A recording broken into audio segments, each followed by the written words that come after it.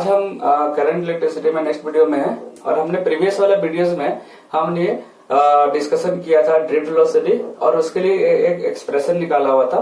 उसको मैंने 3 फॉर्मूले बना रखा हुआ है। Drift velocity equals to a into tau. A को यदि हमने सिंप्लीफाई किया तो minus of small e capital E divided by M into tau.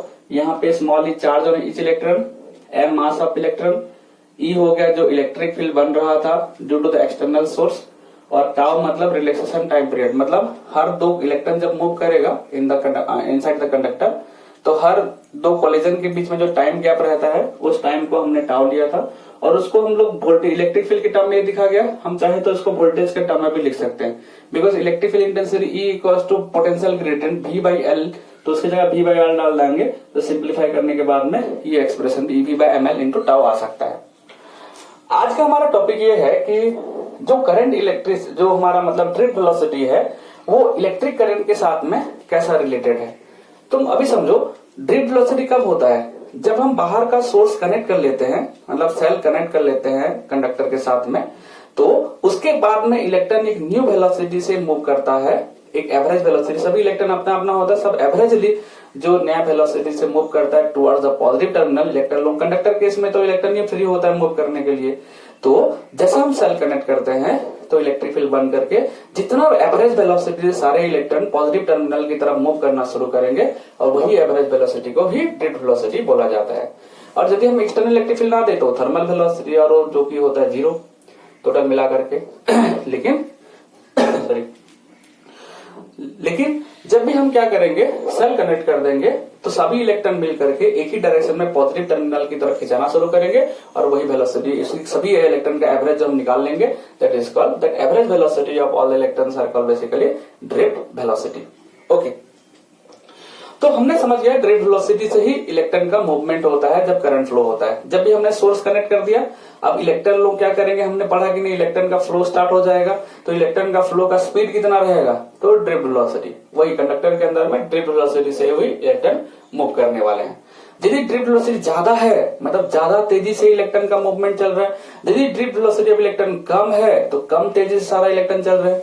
यदि ज्यादा स्पीड से गए, मतलब टाइम कम ले रहे हैं, चार्ज ज्यादा फ्लो कर रहे हैं, कॉमन सेंस सोचने का भी है कि ज्यादा करंट ज्यादा ड्रिफ्ट वेलोसिटी रहेगा तो इलेक्ट्रॉन ज्यादा तेजी से मूव करेगा, मतलब ज्यादा करंट प्रोड्यूस कर रहा है इन जनरल, जैसे हम समझना चाहेंगे तो इसका मतलब ड्रिफ्ट वेलोसिटी और करंट का मैग्नीट्यूड डेफिनेटली एक दूसरे से क्या होना चाहिए, डायरेक्टली प्रोपोर्शनल होना चाहिए। एक इन जनरल हम सोचना चाहेंगे तो जितना ज्यादा तेजी से जितना ज्यादा ड्रिफ्ट वेलोसिटी रहा होगा डेफिनेटली उतना ज्यादा ही अमाउंट में करंट उसमें डेवलप्ड होने वाले हैं, है ना।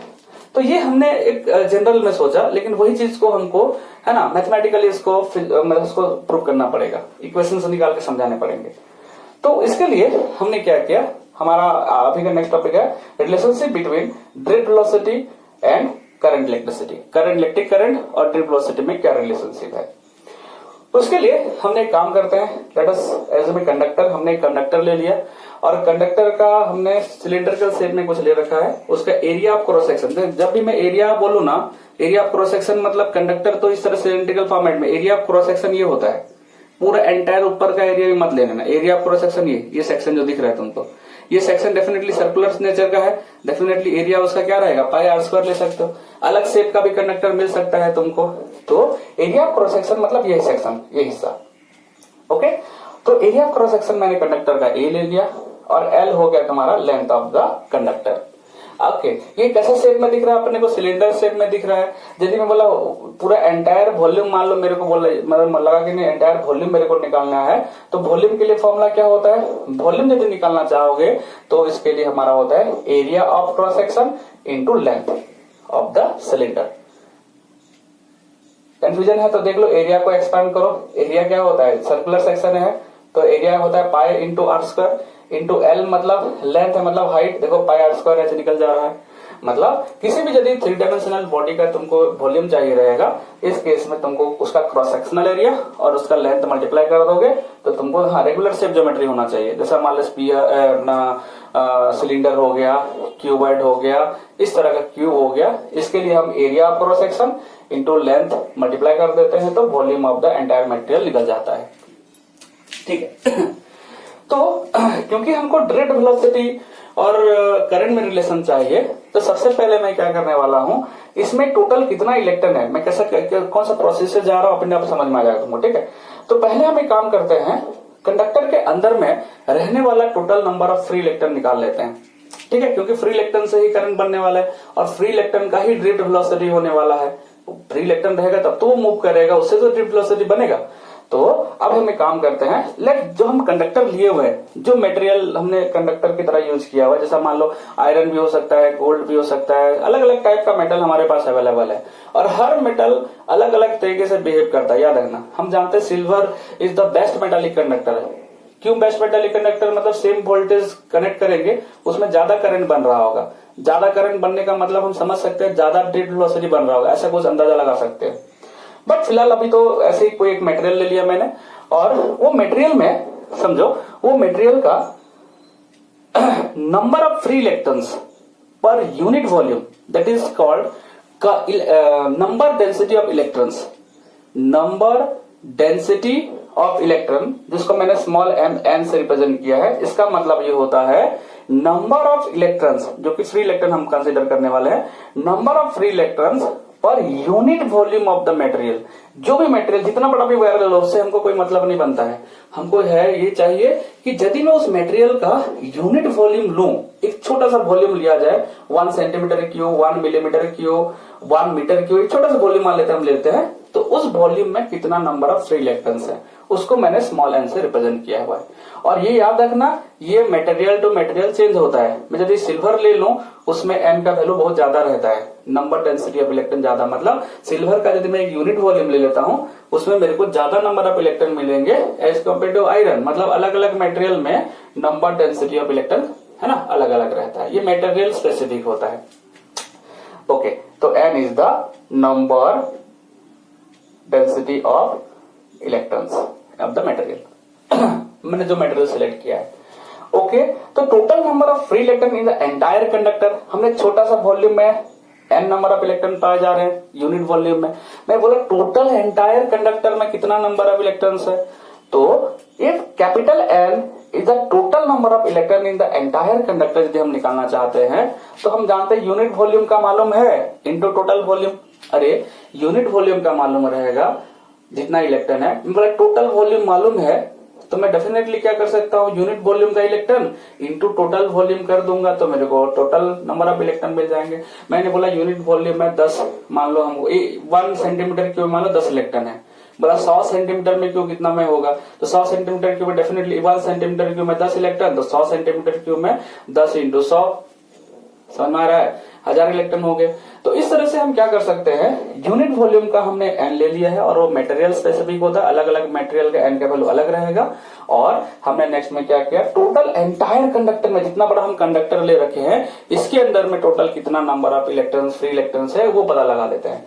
तो total number of electrons free electrons जो कि एंटायर कंडक्टर में होगा that will be equal to small N number of electron per unit volume of the material into total volume of the conductor.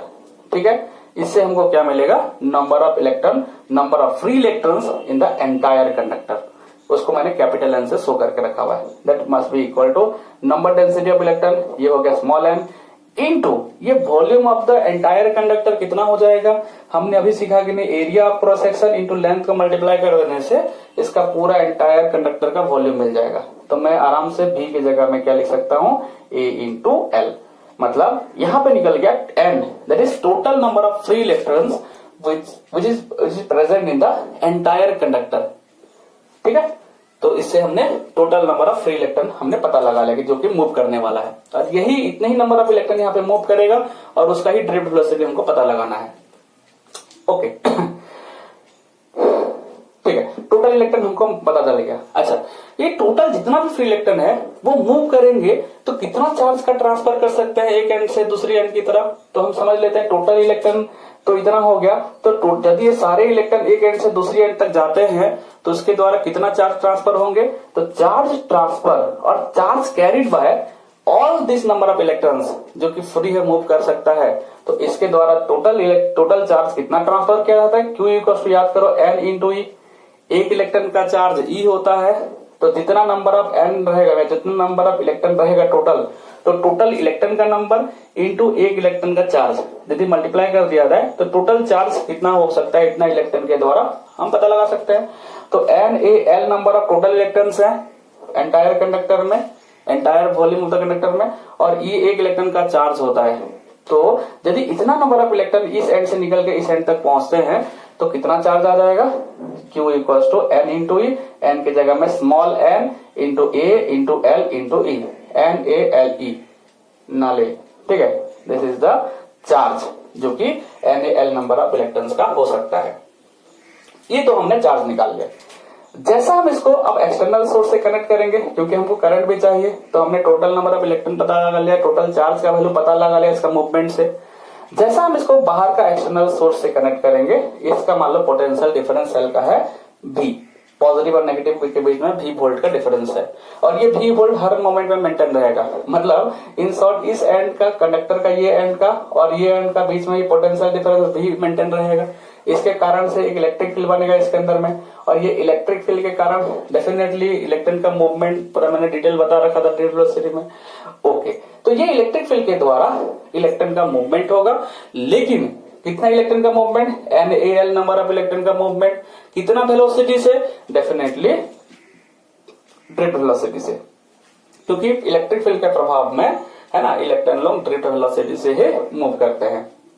Okay, अब एक काम करते हैं है ना, हम समझ गए कि इलेक्ट्रॉन लोग इस एंड से इस एंड तक आएंगे, क्योंकि हालांकि पूरा एंटायर वॉल्यूम में मैं इलेक्ट्रॉन लिया हूं, ठीक है। तो इलेक्ट्रॉन जरा ध्यान देना, समझो यदि यहां से इलेक्ट्रॉन इधर आया तो उसके बदले में, या सॉरी पॉजिटिव है ना, तो मान लो यहां से इलेक्ट्रॉन इस तरफ आया तो डेफिनेटली उतने ही इलेक्ट्रॉन को इसको वहां पे जमा करना रहेगा। मान लो 10 इलेक्ट्रॉन, समझा, 10 इलेक्ट्रॉन मान लो इस एंड से बाहर निकल गया तो 10 इलेक्ट्रॉन इस एंड से इसको अंदर जाना पड़ेगा।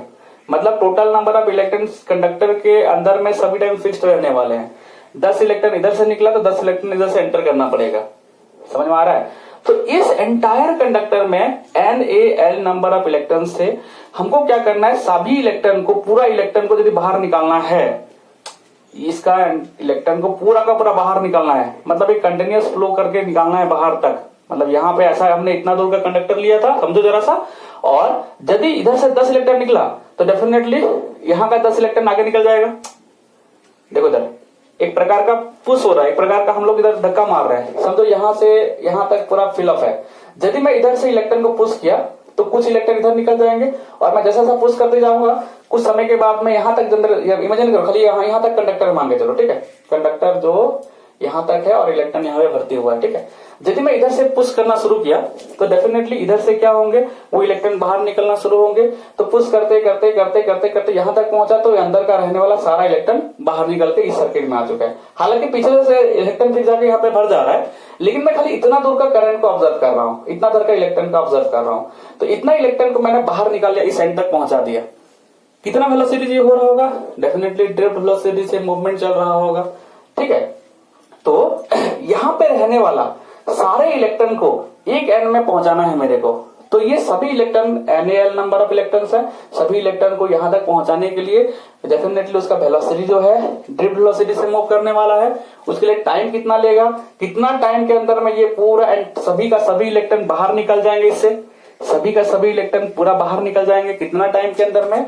हम जानते हैं वेलोसिटी इक्वल टू क्या होता है, distance by time. Distance by time या डिस्प्लेसमेंट बाय टाइम को हम वेलोसिटी बोलते हैं। तो टाइम निकालने के लिए क्या करना पड़ जाएगा, वेलोसिटी को डिवाइड कर displacement by time, sorry displacement by velocity से हमको टाइम मिल जाएगा।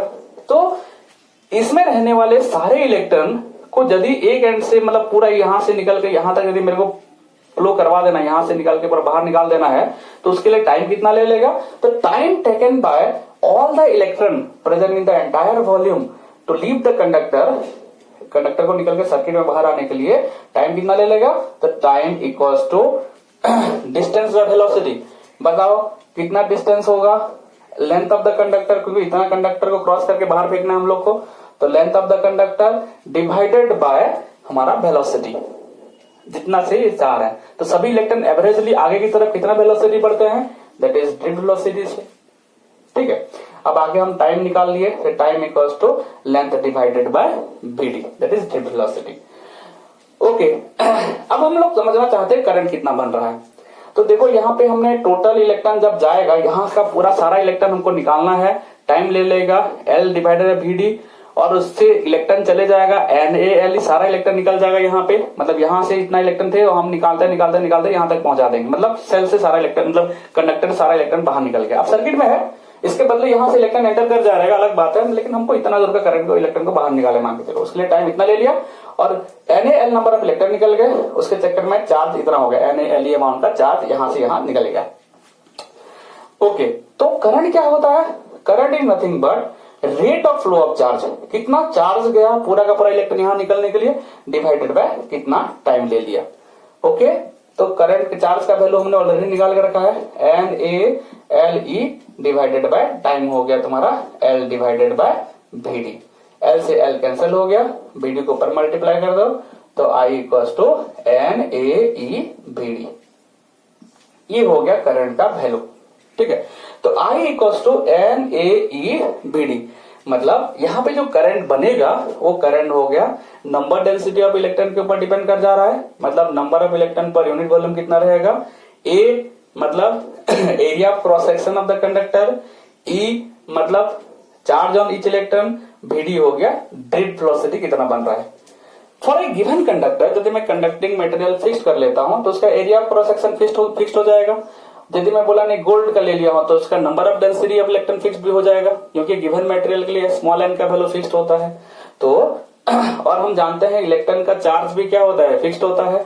तो for a given conducting material n value is fixed, A value is fixed and E also fixed, that means current is directly proportional. अब बताओ इसको सबको मिला के एक कांस्टेंट बना सकते हैं ना, तो I equal to K time, मैं फिलहाल के लिए ले रहा हूं, K time VD, that is I is directly proportional to VD। मतलब करंट जो प्रोड्यूस होगा तुम्हारा वायर में वो ड्रिफ्ट वेलोसिटी के साथ में डायरेक्टली प्रोपोर्शनल होने वाला है,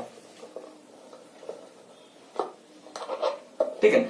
मतलब जितना ज्यादा ड्रिफ्ट वेलोसिटी प्रोड्यूस होगा इसमें उतना ज्यादा तुम्हारा क्या होगा, करंट बनने वाला है। ओके, तो ये हमारा एक्सप्रेशन है, डिराइव करने का तरीका ये था। जिसको दिक्कत आएगा बोल लेना, बता दूंगा उसको, लेकिन हालांकि ऐसा कुछ खास नहीं है, समझ में आया? तो नेक्स्ट अब देखो आगे में, ठीक है, इसको अच्छा से लिख लेना पहले। तो हमने समझा एक नया फॉर्मूला निकाला हमने, current is directly proportional to VD, या एक हमारा फॉर्मूला निकल गया current equals to NaE into VD। ये हमारा करंट के लिए एक न्यू फॉर्मूला बन गया, current equals to NaE VD। याद रखना ये सब एटम मॉलिक्यूल लेवल में हम सोच रहे हैं सब चीज को, ठीक है। अब एक दिन का सवाल ये आता है कि इसको जरा सा पहले हम ग्राफिकल और 2-4 पॉइंट देख लेते हैं उसके बाद से। तो ग्राफिकली यदि मैं बनाऊं, यहां पे मान लो मैं रखता हूं करंट का वैल्यू या VD का वैल्यू, जो भी रख सकते हो तुम लोग, ठीक है। यहां पे लगता हूं, मान ले चलो VD रखता हूं, यहां पे करंट, मतलब current versus VD graph definitely क्या होने वाला है, एक स्ट्रेट लाइन होने वाला है। समझने की चीज है, यदि VD बढ़ रहा है तो करंट भी बढ़ेगा, करंट बढ़ रहा है तो VD भी बढ़ने वाला है। तो यहाँ पे VD और I के बीच में करंट सभी टाइम क्या होने वाला है, एक दूसरे से प्रोपोर्शनल, मतलब जो ग्राफ होगा स्ट्रेट लाइन रहेगा, और क्योंकि दोनों एक दूसरे proportional, that's why straight line बन रहा है, ठीक है। ये और ये ऐसा 3 मटेरियल मैंने लिया, A, B और C, ऐसा करके 3 मटेरियल के लिए मैंने उसका VD और उसका I में ग्राफ बनाया हुआ है।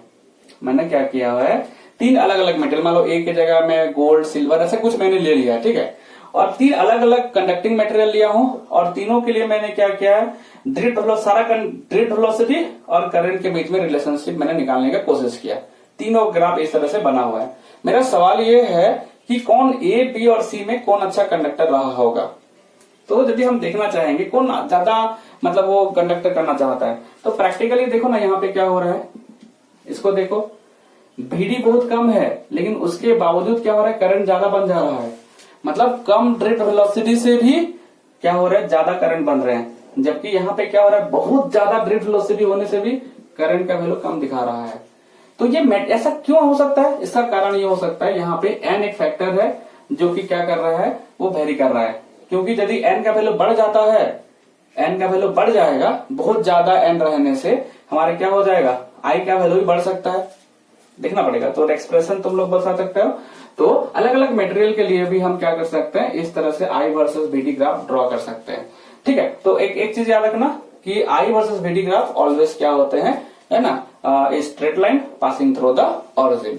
ठीक है, इसके बारे में और डिटेल में आगे में पढ़ेंगे। ठीक है,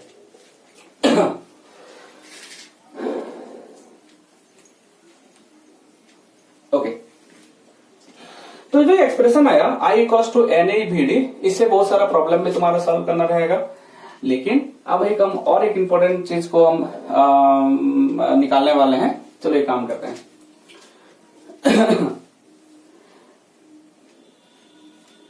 ओके, इतना तो हेडिंग है डेरिवेशंस ऑफ ओम्स लॉ, या डिस्क्रिप्शन, या बोल सकते हैं हम लोग deduction of Ohm's law from drift velocity concept. ये ड्रिफ्ट वेलोसिटी कंसेप्ट को यूज करके ओम का नियम बताना है, ओम्स का लॉ समझाना है। अभी हम लोग ओम्स लॉ पढ़े नहीं है, बट ये ओम्स लॉ फिलहाल मान के चलो ओम्स लॉ है ही नहीं, कुछ अभी तक ऐसा कुछ लॉ आया नहीं है। हम लोग उसको इसके थ्रू से हम समझना चाह रहे हैं क्या एक्चुअल में होना चाहिए। तो हम जानते हैं आई इक्वल टू कितना हो गया, एन ए ई बी डी। अच्छा, बी डी की जगह में मैं डाल सकता हूँ ये वैल्यू, याद करो ड्रिफ्ट वेलोसिटी का एक्सप्रेशन में हमने पढ़ा हुआ था, that is E V by M L into tau. We know that current equals to N A B D. ठीक है, तो I equals to N A E. अब बी डी की जगह में ड्रिफ्ट वेलोसिटी का फॉर्मूला डाल दिया मैं यहाँ पे। आगे बढ़ते हैं, एन ए ई इंटू ई क्या हो जाएगा, ई स्क्वायर। ठीक है, एन ए ई स्क्वायर। उसके बाद में कितना हो गया, tau by M into L. देखो क्या क्या हुआ, एन ए, ठीक है, एन ए हो गया, ई इंटू ई स्क्वायर हो गया।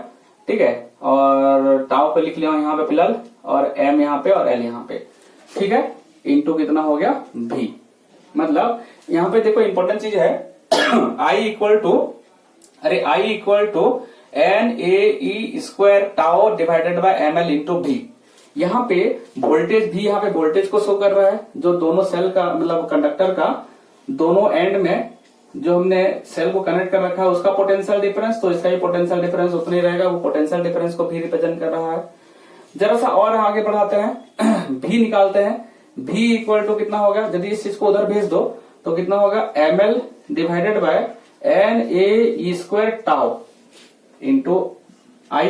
एक ही बात नहीं है क्या, ये डिवाइड तो सता उसको उल्टा हो जाएगा इस तरफ। भी इक्वल टू इतना इंटू आई। अच्छा, जरा सा इंपॉर्टेंट चीज देखो, एम होता है मास ऑफ इलेक्ट्रॉन, एल होता है length of the conductor, N हो गया नंबर डेंसिटी ऑफ इलेक्ट्रॉन, जो कि एक मटेरियल के ऊपर डिपेंड करता है, तुम कैसा टाइप का मटेरियल रहते हो उस हिसाब से एन आएगा।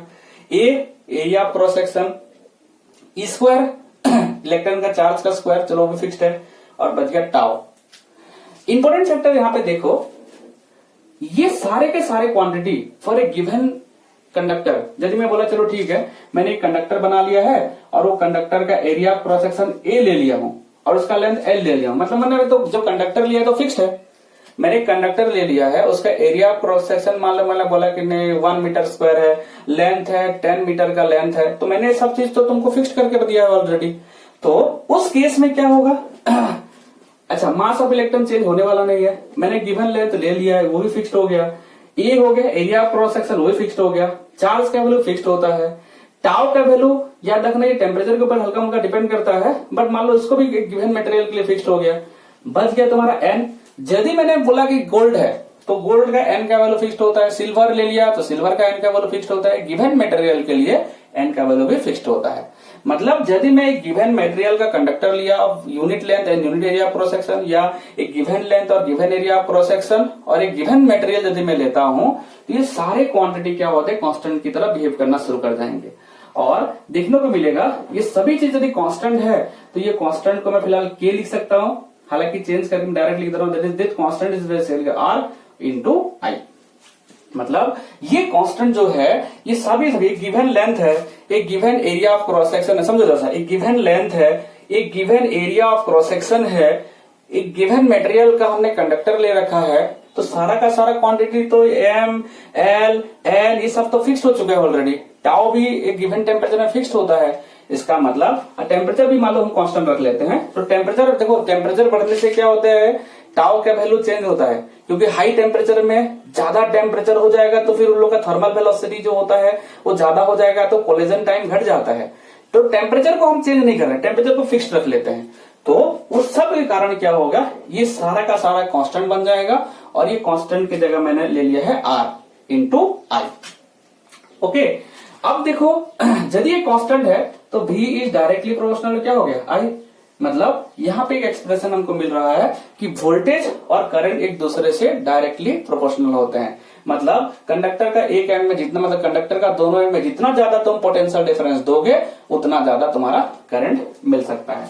लेकिन इसके लिए इंपॉर्टेंट चीज देखो, यदि ये क्वांटिटी का वैल्यू कांस्टेंट तो है, ठीक बात है, लेकिन ये ज्यादा है तो सेम वोल्टेज के लिए करंट को क्या होना पड़ेगा, कम होना पड़ेगा। अरे मैंने बोला जैसा मान लो मैं एक मटेरियल लिया हूं, उसका आर का वैल्यू ज्यादा दिखा रहा है, यदि आर का वैल्यू ज्यादा हो जाएगा तो क्योंकि वोल्टेज इक्वल टू किसके साथ है, आई इंटू आर का वैल्यू के बराबर हो रहा है, मतलब आई को आर को प्रोडक्ट करोगे तो वोल्टेज के बराबर है। मान लो मैंने वोल्टेज दिया है 10 वोल्ट, वोल्टेज दिया है 10 वोल्ट और आर का वैल्यू मान लो है 2। जब मैंने आर का ये लिया है, सबको मिला के आर हुआ है ना, तो मैं साइड में लिख दे रहा हूं, आर का मतलब यहां पे लिख देते हैं। तो for a given temperature tau constant हो गया, for given area of cross section और गिवन लेंथ, एक फॉर ए गिवन कंडक्टर, ये सारे चीज कांस्टेंट हो जाते हैं। और ये कांस्टेंट को हमने सिंबल दे रखा है R, R equals to ml divided by na square tau. ये फॉर्मूला को दिमाग में छापना है पूरा, R equals to ml divided by na square tau. ये सारा का सारा क्वांटिटी जो है एक कांस्टेंट की तरह बिहेव करेगा जब तुमने कंडक्टर का लेंथ फिक्स कर दिया है, एरिया क्रॉस सेक्शन फिक्स कर दिया है, नेचर मतलब जो कंडक्टर तुम ले रखा है वो कंडक्टर को भी फिक्स कर रखा है, मान लो गोल्ड का लिए है कि सिल्वर, वो भी बता दिया हमने। और टेम्परेचर को भी कांस्टेंट रखना है, टेम्परेचर नहीं कांस्टेंट रखोगे तो टाउ का वैल्यू बदल जाएगा। तो सब चीज यदि कांस्टेंट रखते, given temperature for a given length of conductor for a given area of cross section of conductor, हमारा क्या होता है, ये पूरा का पूरा क्वांटिटी जो है कांस्टेंट की तरह बिहेव कर रहा है।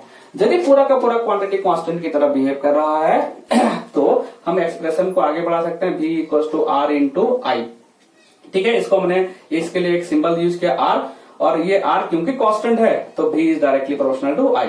मतलब वोल्टेज एंड करंट, यदि मैं यहाँ पे वोल्टेज को रखूं, यहाँ पे करंट रखूं, तो डेफिनेटली एक दूसरे से डायरेक्टली प्रोपोर्शनल होने के चक्कर में एक स्ट्रेट लाइन बनाने वाले हैं।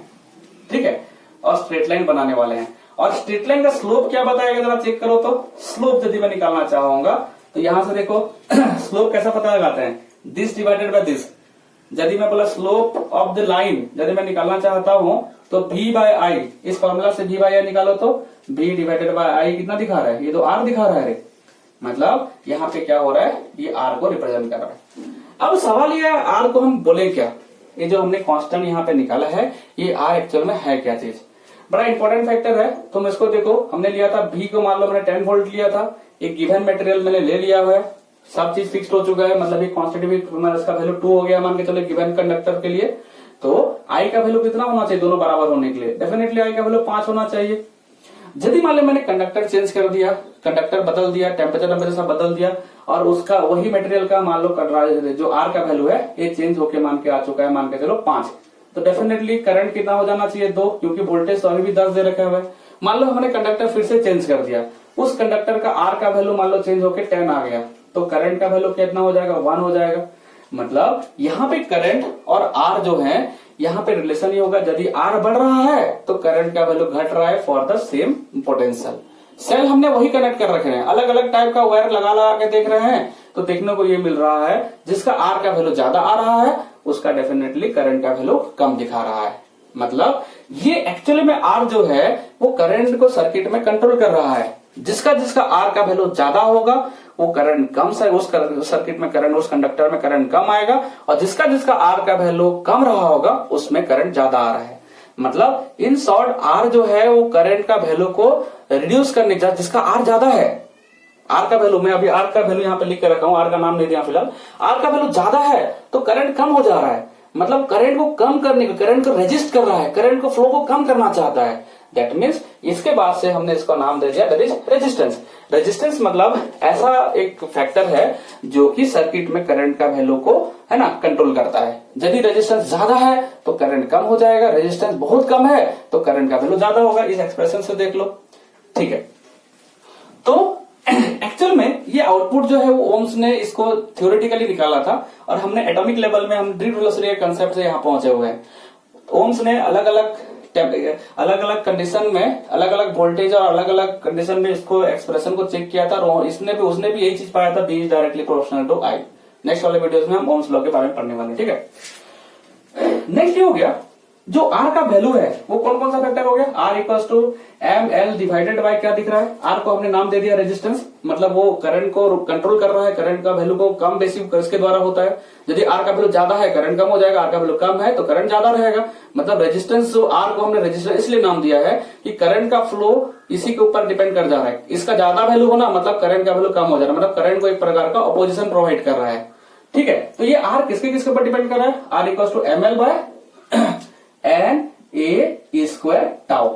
इंपॉर्टेंट चीज जरा ध्यान देना, रेजिस्टेंस तो मास ऑफ इलेक्ट्रॉन फिक्स होता है, वो तो बदल नहीं सकता है कोई भी कंडीशन में। चार्ज ऑन इलेक्ट्रॉन फिक्स होता है, वो भी बदल नहीं सकता है, लेकिन बाकी फैक्टर बदला जा सकता है। Resistance is directly proportional to l, देखो resistance is directly proportional to l, resistance is directly inversely proportional to area of cross section, नीचे में है जितना एरिया, समझ में आ रहा है। Resistance is inversely proportional to tau और रेजिस्टेंस इज इनवर्सली प्रोपोर्शनल तो क्या हो जाएगा, नंबर डेंसिटी ऑफ इलेक्ट्रॉन। तो यहाँ पे रेजिस्टेंस देखो बहुत सारा फैक्टर के ऊपर डिपेंड कर जा रहा है, ठीक है। लेंथ के साथ में डायरेक्टली वो जितना बड़ा वायर लोगे एक गिवन मटेरियल का उतना तुमको रुकावट ज्यादा मिलेगा, रेजिस्टेंस ज्यादा मिलेगा, मतलब सेम वोल्टेज में तुमको कम करंट मिलेगा। सिमिलरली यदि एरिया ऑफ क्रॉस सेक्शन बढ़ा के रखोगे तो तुमको क्या होगा, सेम मतलब वोल्टेज में ज्यादा करंट मिलना शुरू हो जाएगा। यदि रिलैक्सेशन टाइम, ये इंपॉर्टेंट फैक्टर होता है, relaxation time is basically depends on temperature, ठीक है। Relaxation time is basically depends on temperature. यदि हाई टेम्परेचर रखोगे तो तुम्हारा क्या रिलैक्सेशन टाइम घट जाता है। अरे टेम्परेचर हाई है, हाई टेम्परेचर मतलब बहुत ज्यादा तेजी से वो क्या करने वाला है, मूव करने वाला है, तो टकरा जल्दी नहीं जाएगा क्या, बहुत जल्दी टकराएगा, मतलब टाइम कम ले रहा है, कम समय के अंदर में ही टकराना शुरू कर दे रहा है। मतलब relaxation time is basically depends on temperature. Higher the temperature है ना, स्मॉलर द वैल्यू ऑफ तुम्हारा क्या हो गया, टाउ।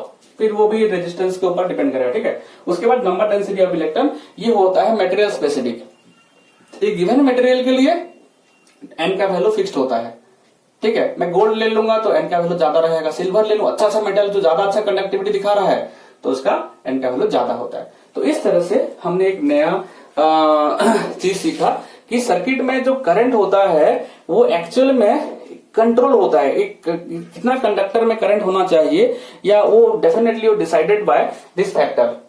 ये फैक्टर ना रहे तो करंट इनफाइनाइट फ्लो करना शुरू कर जाएगा। तो याद रखना, ये तुम्हारा रेजिस्टेंस जो होता है, हम ऐसा मानते हैं कि रेजिस्टेंस एक प्रकार का है ना, ऐसा क्वांटिटी होता है जो कि सर्किट में करंट का वैल्यू को बेसिकली डिक्रीज कराता है, लेकिन एक्चुअल में ये कंट्रोल करता है बोलना ज्यादा बेटर है, ठीक है। तो नेक्स्ट वीडियो में ओम्स लॉ, ठीक है।